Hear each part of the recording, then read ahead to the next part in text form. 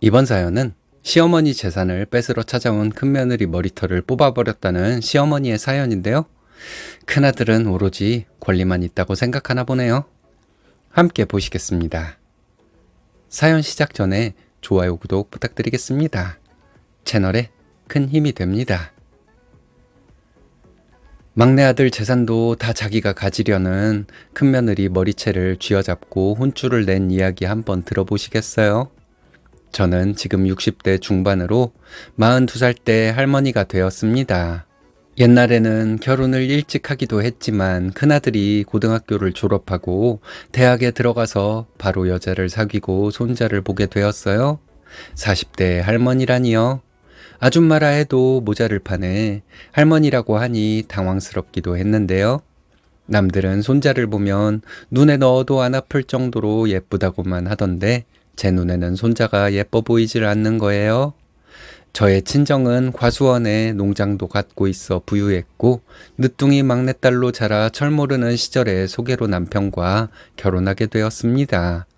저희 집이 부자라서 흑심이 있었는지 중매쟁이가 자기 조카를 맺어준 거였어요. 저희 부모님은 한치의 의심 없이 전도유망한 사내이거니 하고 저를 덥석 결혼시키셨어요. 부잣집인데도 딸이라서 교육을 시킬 생각은 없으셨는지 큰오빠만 대학을 보내주셨고 저와 언니들은 일찍 결혼을 했었어요. 저도 당연히 그렇게 사는 건지 알고 결혼을 했고요. 남편과 비록 큰 부자는 아니지만 농사를 지으면서 살았어요. 하지만 남편은 남모를 외로움이 있었는데 그만 젊어서 하늘나라로 먼저 가게 되었습니다. 그때 제 나이가 30 후반이었는데 큰아이는 막 고등학교를 졸업하고 대학을 갈 나이였지만 막내는 아직 초등학생이었어요.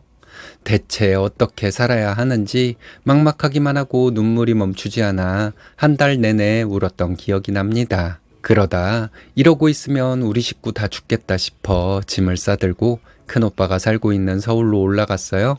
부모님이 남겨주신 유산은 다 큰오빠가 가지고 서울로 가서 공부하고 살림을 살고 있었어요. 방 한 칸만이라도 있으면 우리 막내 공부시키고 살아갈 수 있을 거라 생각했어요. 예상대로 큰오빠는 시골 부모님 재산을 모두 정리하고 서울로 올라온 거라서 큰 평수의 주택에서 살고 있었는데 다행히 큰올케도 남편을 잃은 저를 가엾게 여기고 보듬어주며 우리 식구를 챙겨주었어요. 그래도 큰아들은 서울에 있는 대학에 입학해서 대학 근처에서 자취할 수 있도록 방을 얻어주었고 장학금도 받게 되어 큰아이 걱정은 없었어요. 제 자랑 같지만 큰아이의 관상이 도지사가 될 관상이라고 사주도 그렇게 좋을 수가 없다고 역술가에게 들었던 적이 여러 번 있습니다.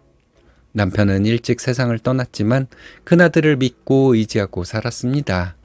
그렇게 큰 기대를 했던 큰아들이 덜컥 아이가 생겼다며 결혼을 하겠다고 여자를 데려왔어요. 아직 학업도 마치지 않은 상태인데다 어떻게 만난 사이인지 학교도 제대로 마치지 못했다고 하더군요. 기가 찰 노릇이었어요. 저는 엄마의 입장으로 아들을 설득하려 했더니 엄마는 내 새끼가 개새끼가 되었으면 좋겠어요. 라고 하며 제가 반대하면 다시는 안 볼 거라고 저에게 으름장을 놓았습니다. 남편도 없고 큰아들에게 의지해온 저는 억장이 무너지는 줄 알았습니다. 아들이 원하는 대로 결혼을 하게 되었고 살림도 마련해 주었어요. 그리고 대학 졸업 후 지방으로 발령받게 되어 저랑은 멀리 떨어져 지내게 되었어요. 저는 큰아들을 장가 보내고 막내 아들과 수도권 언저리로 이사하였고 막내 아들 뒷바라지를 위해 식당에 취직했습니다. 그래도 제가 저희 엄마의 손맛을 이어받았는지 음식을 꽤나 맛있게 한다는 소리를 들었는데 큰 식당의 참모로 일하게 되었습니다. 막내도 이런저를 안타깝게 생각했는지 사춘기 한 번 없이 잘 자라주었어요. 무소식이 희소식이라고 생각하고 별 소식 없이 잘 살고 있다고 생각한 큰아들이 갑자기 저희랑 같이 살겠다고 지방에서 살던 살림을 모두 정리하고 올라왔습니다. 큰아들은 잘 다니던 대기업을 그만두고 사업을 하겠다고 올라왔는데 살던 집은 투자금으로 사용해야 하니 저랑 같이 살겠다고 했습니다. 한두 달 살아보니 큰며느리하고는 같이 못 살겠더군요. 살림 하나를 보면 열을 안다고 사사건건 며느리의 행동이 마음에 안 들고 성에 차지 않아 스트레스만 받고 있었어요. 아무래도 같이 사는 건 아니다 싶어 할 수 없이 동네에 집을 얻어주었고 다시 분가를 시켰어요. 아들도 사업에 자신감이 붙었는지 공사를 따와서 일을 열심히 하는 것 같았어요. 하지만 일을 하는 날보다 집에서 쉬는 날이 많아지는 것 같아 보이더니 사업을 접고 예전에 다니던 회사에 다시 들어가더군요. 그리고 해외로 파견을 가게 되었습니다. 말도 안 통하는 외지에서 가족도 없이 얼마나 외로울까 걱정이 되긴 했지만 한국에서 힘들게 사는 것보다 몇 개월 눈 딱 감고 해외에서 돈을 벌어오는 편이 훨씬 좋겠다고 생각했어요. 그리고 6개월에 한 번씩은 집에 왔는데 올 때마다 무슨 일인지 모르겠지만 며느리와 다투는 것 같았어요. 한 번은 며느리가 택시를 탔는데 큰아들이 벌어온 몇 개월치 월급을 택시에 두고 내렸다고 합니다. 큰아들이 바로 경찰서에 신고하자고 했고 택시를 타고 내린 곳이 어디였는지 자세히 물어봤는데 며느리가 생각하고 싶지도 않다며 대답을 거부했답니다. 신고도 하지 않고 아무런 조치도 하지 않았고 집을 나가선 연락이 끊어졌다고 합니다. 다시 일하러 해외에 가야 하는 아들이 어쩔 수 없이 손자를 데려와서 맡기면서 해준 이야기였어요. 저는 어처구니가 없고 내용 자체를 믿을 수가 없었습니다. 큰아들은 이번을 마지막으로 해외 업무를 마무리 짓고 한국으로 돌아와 다시 사업을 시작하겠다고 했어요. 하지만 그동안 벌어놓은 돈이 하나도 없다는 거예요. 모두 며느리가 살림하는 생활비로 다 썼다는 겁니다. 그렇다고 며느리가 명품을 사거나 사치를 했다면 이상하지도 않은데 며느리는 보세옷이나 10,000원이면 주는 옷 같은 것만 입고 다니고 살림도 어디서 사왔는지 싸구려 제품들로만 사용했었어요. 비싸고 좋은 물건을 쓰는 것도 아닌데 그 많은 월급들은 다 어디에 썼었던 건지 한심하기 그지없었어요. 그리고 그 다음 해가 지난 후 큰아들이 다시 며느리와 연락이 닿았는지 슬금슬금 만나는 눈치였는데 다시 며느리가 집으로 돌아와 살림을 하고 있더군요. 그날은 남편 제삿날이어서 일찍 퇴근을 하고 준비를 하려는데 며느리가 장을 받아가 음식을 하고 있는 것이었습니다. 제 눈에 분노가 차오르고 손이 벌벌 떨렸어요. 하지만 남편 기일에 큰 소리 나는 것도 싫고 아들이 며느리 뒷공무니를 졸졸 따라다니며 좋아하는 모습을 보니 화를 내지도 못하겠더군요. 그렇게 집 나간 며느리는 집으로 돌아왔습니다. 하지만 저는 괘씸한 마음이 사그라들지 않아 제사 지내는 내내 며느리와 대화 한 번을 하지 않았어요. 그런 저를 보고 큰아들이 분위기 맞춰준다고 농담도 하고 애교도 부리고 했는데 어찌나 가증스러워 보이든지 그 고난의 세월에 믿었던 큰아들에 대한 배신감만 더 깊이 박히게 되었습니다. 그러다 옛날에 농사 짓고 살던 농지에 도로 사업으로 길이 난다며 연락이 왔고 부지가 턱도 없이 높은 가격으로 거래되는 것을 알게 되었어요. 외진 시골 마을의 농지라서 어디 팔 수도 없어 도지만 받고 있었는데 가격이 크게 오르고 토지 보상금을 받게 되어 기뻤습니다. 그리고 보상으로 받은 토지 대금은 막내 아들에게 증여해 주었고 나머지 토지는 막내 아들 명의로 바꿔주려고 하고 있었어요. 그런데 안부도 연락도 하지 않던 큰아들 내외가 갑자기 찾아와서는 지금 투자하려는 곳이 대박이 날 건데 투자금이 모자르다는 식으로 저에게 한참 설명을 하더군요.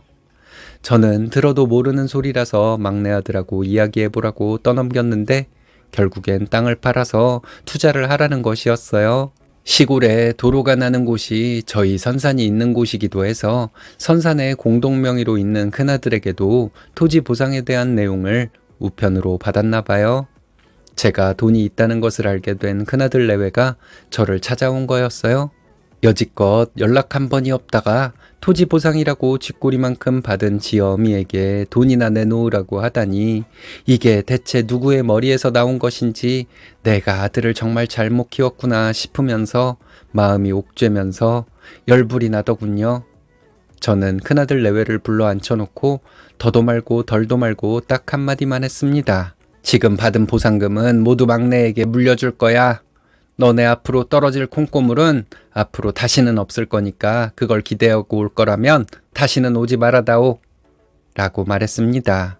큰아들은 고개를 끄덕이며 수긍하는 듯 했지만 며느리가 저를 빤히 쳐다보더니 어머니, 막내 도련님만 자식이고 저희는 가족도 아니에요?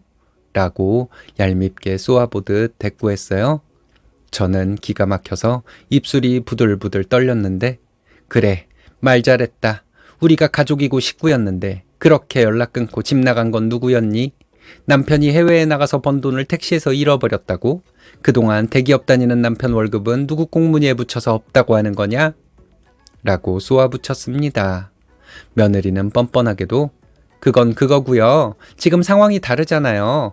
어차피 어머니 저희랑 같이 사실 텐데요. 지금 저희한테 이렇게 대하시면 안 되시죠. 막말로 어머니 돌아가시면 재산은 누가 지낼 것 같으신데요? 다 저희가 지낼 텐데요? 라며 말 같지도 않은 말을 하더군요. 옆에서 안절부절 못하고 있던 큰아들은 담배를 피우러 나갔습니다. 며느리는 어머니, 저희한테 이러시면 서운해요. 라고 했는데 제가 그때 기억이 끊겼는지 이성을 놓았는지 제 손에는 이미 며느리의 머리카락 한 움큼을 쥐고 있었어요. 그래, 너 이년아 말 잘했다. 네가 염치라는 게 있으면 이렇게 찾아오지도 않았겠지. 염치를 모르는 년은 매가 답이다 이년아. 제가 그래도 식당에서 일해온 지 10여 년인데 소나귀 힘은 둘째가라면 서러울 정도입니다. 앞 정수리 머리를 붙잡고 흔들면서 한 손으로는 나귀를 때렸습니다. 그래, 지랄도 풍년이라고 오늘 너한테 제대로 교육 좀 시켜야겠다. 보자 하니 눈에 뵈는 게 없냐 이 쓰레기야. 라고 하며 그간 쌓였던 응어리를 다 털어버리려고 힘이란 힘은 다 쏟아부었습니다. 며느리가 울고불고 소리 지르면서 살려달라고 할 때까지 놔주지 않았습니다. 담배 피우고 돌아온 큰아들이 겨우 말려서 머리는 놔주었는데 화가 좀처럼 가라앉지 않더라고요. 우선 막내 아들이 큰형 내외를 밖으로 보내고 저를 위로하듯 엄마 잘했어. 화가 좀 풀렸어요? 라고 하며 다친 곳은 없는지 저를 살펴주었습니다. 다음 날에 큰아들한테 전화가 왔는데 너 줄 건 없다. 이렇게 살 거면 엄마는 없는 셈 치고 내 식구들하고만 살아라. 이제 찾아오지도 말아라. 라고 했습니다.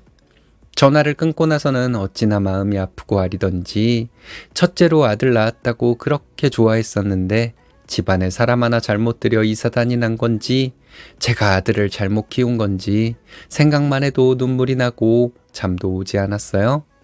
그 이후에도 여러 번 집으로 큰아들 내외가 찾아왔었는데 잘못했다고 화를 풀라고 했지만 저는 본 척도 하지 않았고 나중에는 막내랑 따로 만나 이야기를 한 것 같았습니다. 막내도 여태 형과 형수에 대한 불만과 불신이 쌓여 더 이상 형 내외를 만나지 않겠다고 이야기했다고 합니다. 저도 밑빠진 독에 물 붓기라고 더 이상 큰아들에게는 한 푼도 내어주지 않을 생각입니다. 앞으로 저를 찾아오거나 말거나 상관하지 않을 거고요. 막내 아들이나 장가 보내놓고 나면 고향으로 내려가 전원 생활을 즐기며 살고 싶습니다. 제가 큰아들에게 잘못하고 있는 것은 아니겠죠. 아주 잘하시고 계신 것 같은데요. 도리와 의무는 모르고 부모 재산 움직일 때만 부모 찾는 자식은 한 푼도 주지 말아야 합니다. 버릇만 나빠져서 형제간에 이간질까지 시키거든요.